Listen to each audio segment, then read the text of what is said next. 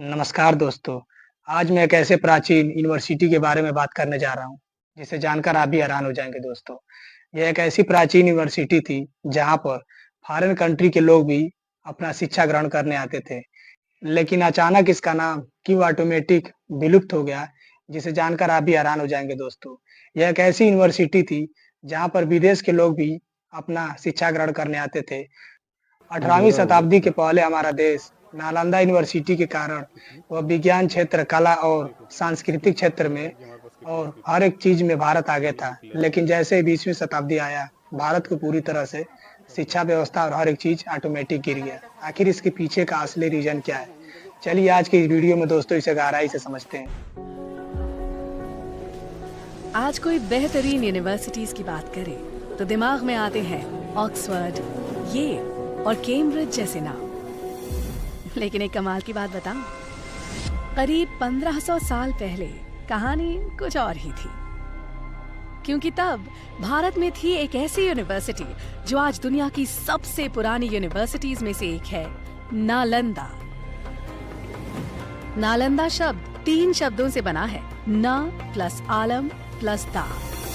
इसका मतलब है एक ऐसा उपहार जिसकी कोई सीमा ना हो। वाकई जैसा नाम वैसा काम। इस यूनिवर्सिटी में ज्ञान का भंडार था। यहाँ सिर्फ धार्मिक ग्रंथ ही नहीं, बल्कि लिटरेचर, थियोलॉजी, लॉजिक, मेडिसिन और फिलॉसफी जैसे कई सब्जेक्ट्स पढ़ाए जाते थे। और तो और हर सब्जेक्ट का भरपूर ज्ञान देने के लिए बनाई गई थी 9 मंजिला लाइब्रेरी, जिसमें लाख 2 लाख नहीं 90 लाख से भी ज्यादा बुक्स और मैन्युस्क्रिप्ट्स थी। ये यूनिवर्सिटी वीडियो को शुरू करने से पहले मैं आपको बता दूं दोस्तों कि भारत के भूमि पर एक ऐसा केंद्र था जिसने पूरी दुनिया को ज्ञान के प्रकाश को चारों तरफ फैला दिया था। यह सिर्फ एक विश्वविद्यालय नहीं था, बल्कि सभ्यता का एक हृदय था, जहां से विज्ञान, कला, धर्म और दर्शन की धाराएं चारों एशिया के भीतर चारों ओर फैली हुई थी।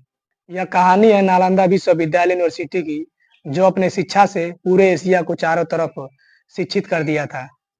नालंदा विश्वविद्यालय के ज्ञान की उस सूर्य की है जिसने पूरे एशिया को चारों तरफ फैला दिया था।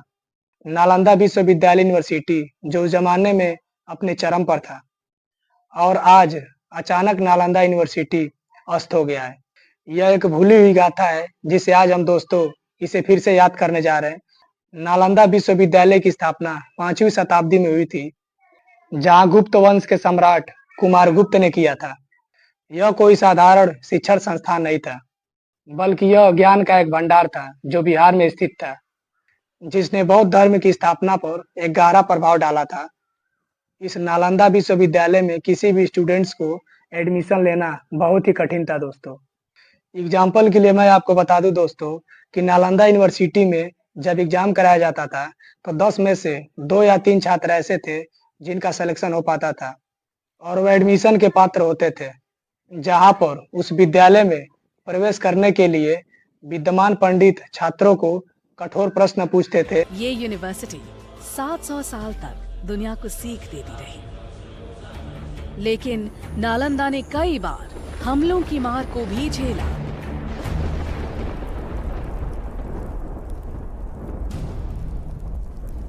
आखिरकार 12वीं शताब्दी में एक हमले में बख्तियार खिलजी ने नालंदा को जला दिया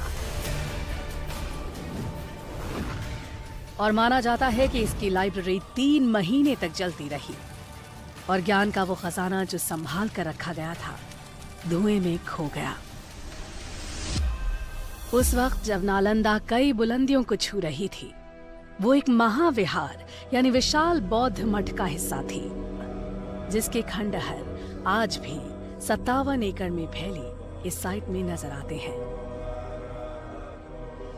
कुछ रिकॉर्ड्स के मुताबिक नालंदा दरअसल आम के बगीचे पर बनी थी, और चीनी यात्री हैन तांग और इत्सिंग के यात्रा वृतांत हमें नालंदा के सभ्यता और भावुकता को अच्छी तरह से समझाते थे।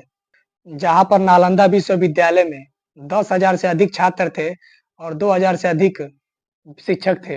नालंदा विश्वविद्यालय में दोस्तों सिर्फ भारत के ही लोग यहाँ नहीं पढ़ते थे, बल्कि फॉरेन कंट्री के लोग भी यहाँ आते थे। जहाँ चीन है, जापान है, कोरिया है, तिब्बत है और मध्य एशिया के छात्र भी यहाँ पढ़ने आते थे। यह विद्यालय इतना फेमस था, जहाँ इसका तुलना आज भी कोई विश्वविद्यालय नहीं कर सकता है। नालंदा विश्वविद्यालय 18वीं शताब्दी का एक बहुत ही फेमस विश्वविद्यालय था, जहाँ पर भारतीय संस्कृति, साइंस, कला वर्ग जैसे अन्य व्यवस्थाएं भी इसमें शामिल थीं। अगर नालंदा विश्वविद्यालय के इतिहास की बात की जाए, नालंदा विश्वविद्यालय सिर्फ बौद्ध धर्म का ही केंद्र नहीं था। यह तर्कशास्त्र, व्याकरण, खगोल विज्ञान, अंधेरा हो गया पूरा। गणित, चिकित्सा के साथ साथ धातु विज्ञान का भी एक प्रमुख केंद्र था। जहाँ पर इस विश्वविद्यालय में पुस्तकालय धर्मगंज इतना विशाल था, जिसका तुलना करना आज भी मुमकिन है। इतना विशाल था जिसे 3 भागों में बांटा गया था। पहला रत्नासागर था, दूसरा रत्नौधी था, तीसरा रत्नारंजक था। यह उस जमाने में यह दुनिया का सबसे बड़ा ज्ञान का भंडार था। नालंदा में शिक्षा का तरीका बिल्कुल भी अद्भुत और अविश्वसनीय था, जो आज के विश्वविद्यालय में उस विद्यालय की तुलना करना जो असंभव है। इस विद्यालय में सिर्फ छात्र को रटने पर आधारित नहीं किया जाता था, बल्कि उस छात्र को वाद विवाद और चर्चाओं पर उसे केंद्रित किया जाता था, जहाँ छात्र और शिक्षक मिलकर जटिल दार्शनिक वैज्ञानिक प्रश्नों पर सवाल उठाते थे। तो छात्र और शिक्षक की भावनाएं काफी मजबूत होती थी और उनका जो दिमागी क्षमता था वह काफी सोचने पर मजबूत होता था। आज के विश्वविद्यालय में सिर्फ बच्चे का कोर्स पूरा कराया जाता है और बच्चा सिर्फ रट कर उस एग्जाम को पास कर देता है और उसको एक डिग्री मिल जाती है, और डिग्री मिलने के बाद वो लड़का लेके घूमता है, उसे 10,000 की जॉब भी मिलना मुश्किल हो जाता है। आज के विश्वविद्यालय में यही हाल है दोस्तों। नालंदा यूनिवर्सिटी में कुछ महान विद्वान भी थे, जहाँ पर नागार्जुन और आर्यभट्ट, पद्म संभव और शिलभद्र जैसे नाम शामिल है, जो उस जमाने में नालंदा यूनिवर्सिटी में ये विद्वानों के नाम आपको देखने को मिलेंगे।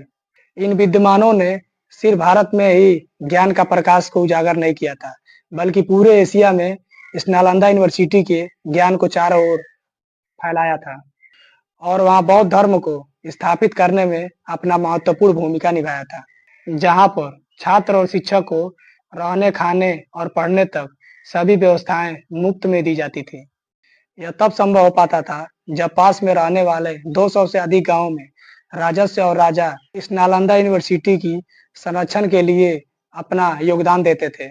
लेकिन धीरे धीरे दोस्तों, इस विद्यालय पर ज्ञान के प्रकाश पर धीरे धीरे सूर्य ग्रहण लगने लगा था और बाहरी आक्रमणकारी ने इस नालंदा यूनिवर्सिटी की पूरी नींव को हिला दिया था। जहां 12वीं शताब्दी के अंत में तुर्की सेनापति बख्तियार खिलजी ने नालंदा यूनिवर्सिटी पर अपना पहला आक्रमण किया था, जहां पर खिलजी ने यहाँ के पुस्तकालयों को जला दिया था। तो दोस्तों, कहा जाता है कि नालंदा का पुस्तकालय महीनों तक जलता रहा, जिसमें भारत और पूरी दुनिया के लिए ज्ञान का एक विशाल भंडार जो हमेशा के लिए नष्ट हो गया, बल्कि एक पूरी सभ्यता के ज्ञान का एक विनाश था। वहीं इतिहासकारों का कहना है कि यह एक बड़ी त्रासदी थी जिसने पूरी दुनिया को हिलाकर रख दिया। नालंदा के विनाश ने भारत में बौद्ध धर्म की जड़ को पूरी तरह से हिलाकर रख दिया, बल्कि ज्ञान की उस परंपरा को भी वह हमेशा के लिए खत्म कर दिया, जो सदियों से चली आ रही थी। अगर दोस्तों नालंदा यूनिवर्सिटी आज हमारे देश में होता, तो आज हमारा देश का शिक्षा व्यवस्था कहीं और होता। आज हम इतने ज्यादा आगे होते कि उसका कोई सीमा नहीं था।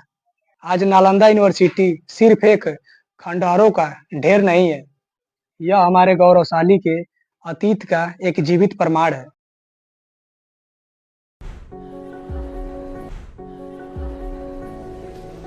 आज कोई बेहतरीन यूनिवर्सिटीज की बात करे तो दिमाग में आते हैं ऑक्सफोर्ड, ये नालंदा यूनिवर्सिटी की कमी हमें एहसास दिलाती है कि आज भारत में ज्ञान और शिक्षा की जो कमी है, नालंदा की कमी आज हमें यह महसूस करती है कि आज जो ज्ञान और शक्ति की कमी है, कि आज भारत में ज्ञान और शिक्षा की क्या शक्ति है। वहीं भारत सरकार ने इस महान विरासत को पुनर्जीवित करने के लिए अपना कदम उठाया है। में बख्तियार खिलजी ने नालंदा को जला दिया और माना जाता है कि इसकी लाइब्रेरी 3 महीने तक जलती रही और ज्ञान का वो खजाना जो संभाल कर रखा गया था, धुएं में खो गया। उस वक्त जब नालंदा कई बुलंदियों को छू रही थी, वो एक महाविहार यानी विशाल बौद्ध मठ का हिस्सा थी, जिसके खंडहर आज भी 57 एकड़ में फैली इस साइट में नजर आते हैं। कुछ रिकॉर्ड्स के मुताबिक नालंदा दरअसल आम के बगीचे पर बनी थी, जिसे 500 व्यापारियों ने गौतम बुद्ध को तोहफे में दिया। पर आर्कियोलॉजी के हिसाब से नालंदा को 5th सेंचुरी बीसी में गुप्त काल में बनाया गया था। डेवलपमेंट हुआ और ये एक विहार से 7वीं शताब्दी तक महाविहार बन चुका था। अलग अलग दौर में यहाँ कई महान टीचर्स ने पढ़ाया, जैसे नागार्जुना, बुद्धपालिता, शांत रक्षिता और आर्यदेव। और जानते हैं स्टूडेंट्स कौन थे?